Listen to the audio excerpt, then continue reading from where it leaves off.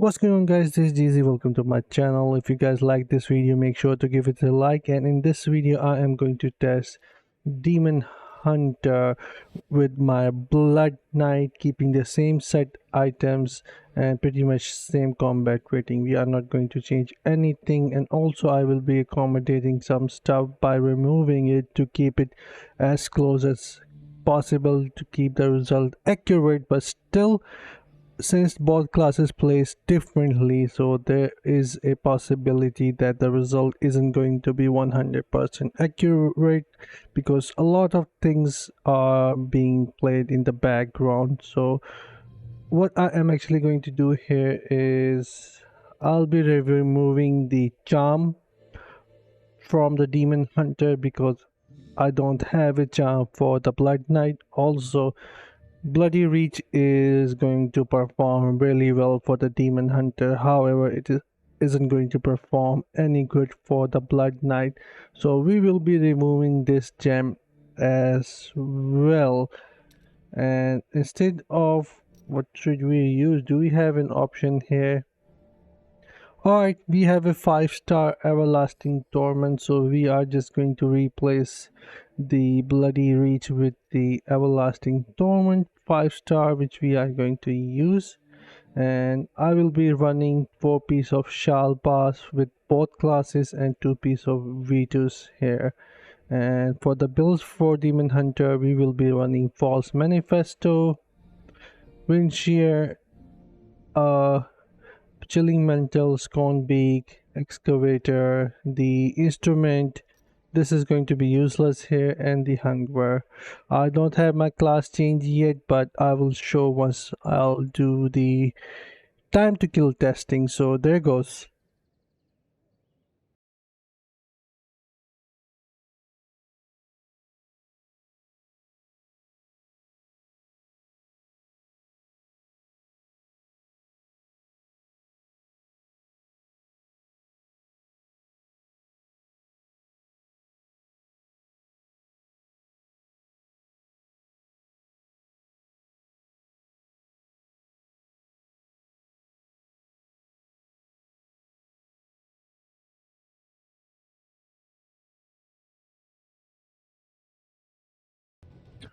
Alright guys, there goes our time to kill testing, and let me show you guys the builds that I am using for the Blood Knight.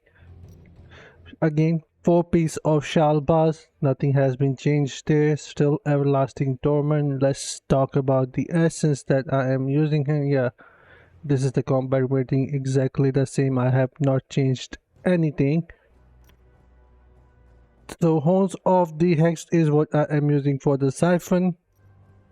I am using the chest that increase the bat's damage, and if you guys haven't checked out my video where I am testing all 3 chests, the Influencer, Lead Aim and this, then you have to check that out. I have tested both 3 in the same video, and this is the by far the highest damage dealer, and also it gives you more damage while you are moving around and using bats.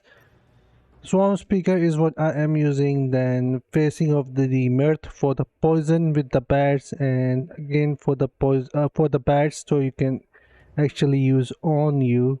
Then here Broken Corkscrew for the Siphon, so you can do the hemorrhage damage. Hanging Challenge for the Shadow Edge, and also Mercy Plight for the Shadow Edge, so you can actually mark enemies with it as well, and also Ricochet. And here the Beast Slayer for the Skewer, so you can leap, but here I did not use the Skewer because it was unnecessary. And if you guys are wondering, GZ, why did you started the timer for Demon Hunter when he actually used the Daring Swing? Well, in order to activate the Scorn Beak, you have to do the Daring Swing, so it is only right that I count that as well in the process of starting battle. So there goes. Alright, Caverns of Echo Inferno 1 difficulty solo.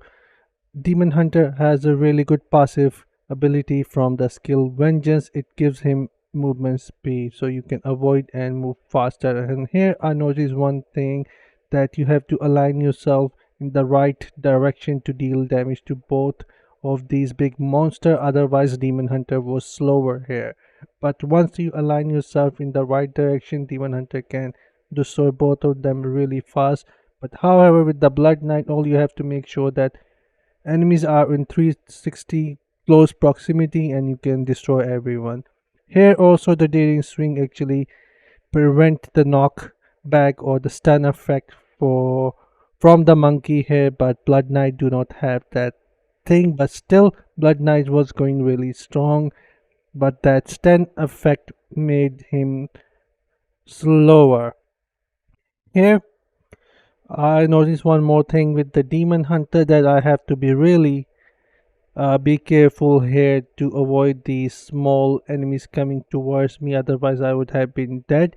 But with the Blood Knight, I can actually stun them, use my bat and siphon on them, and I don't have to worry about that. And also, if you guys notice that Blood Knight actually destroyed them like instantaneously.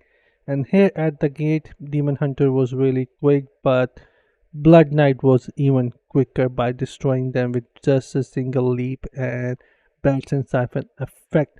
So the only time when the Blood Knight got slower was against the monkey. But here also I noticed that when it comes to scattered enemies, Blood Knight actually lacks with the range damage, and therefore it gives benefit to Demon Hunter to take them down a lot quicker. But single target were pretty much the same, really close to one another. There wasn't a big target here, and Blood Knight can tank anyone, deal a lot of damage, and give you the safety that you actually want when you want to play lazy. You don't have to worry about dying. But with the Demon Hunter, you always have to stay alert that you do not take damage, because if you did, you are pretty much going to lose pretty 30 to 40% of your health.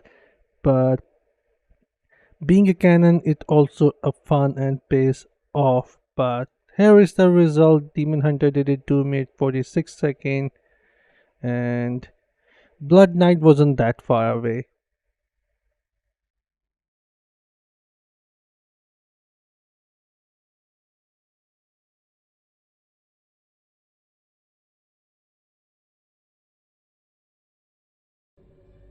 So there goes, guys. I hope you find it useful, and if you did, please give this video a thumbs up. And also, if you guys would ask me, GZ, what would you prefer? I would say if you're a mid spender or free to play player, then in PvP stuff, Demon Hunter is actually a better option because you can stay at a distance from players and deal damage. And also when it comes down to Shadow War, I already noticed that in Shadow Wars, where are those Shadow Wars? It should be in the clan section. When it comes down to the Shadow War, Blood Knight actually deal less damage compared to Demon Hunter. I am normally doing 11%, 12% with my Demon Hunter, but here I was at 6.9%. And the reason being that Immortal is always moving and you need to be in close proximity to deal damage even with your shadow edge. But since most of the damage come from the skill, so you really have to be really close. But for the Demon Hunter, you can use Excavator, you can use Knockback Shot, you can use Vengeance, you can use Primary Crossbow Shot, and you can also combine that with the Gloom Cask. So 5 sources working all together for the Demon Hunter, and that makes him really strong in Shadow War. But if you're talking about the open world, the winner is straight away Blood Knight. If you would talk about the challenge rift, doing faster run with the Blood Knight is actually a lot easy compared to Demon Hunter, but not by a very big margin. But still, But overall, I would say Blood Knight is a winner outside of PvP activities for the PvE stuff.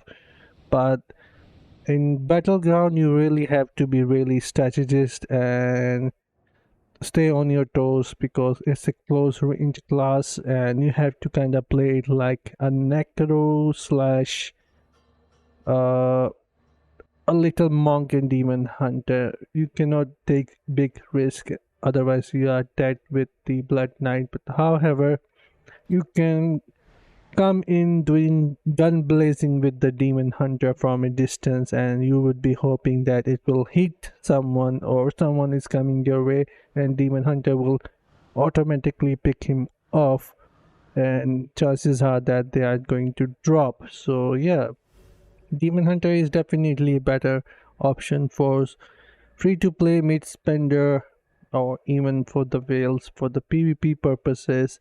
But outside of that, I think Blood Knight is actually more fun to play, but that is just my opinion here.